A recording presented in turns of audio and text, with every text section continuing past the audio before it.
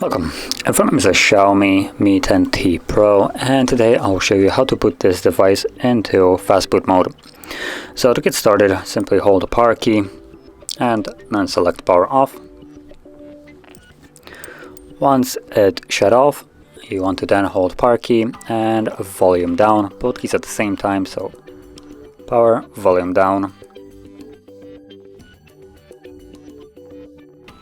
And you should immediately see fastboot mode right after the Mi logo.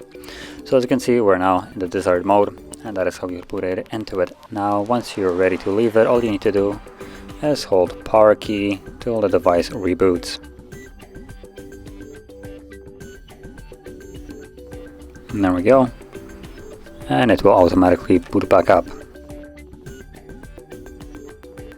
And there we go, as you can see, we're now back in Android. So, if you found this video helpful, don't forget to hit like, subscribe, and thanks for watching.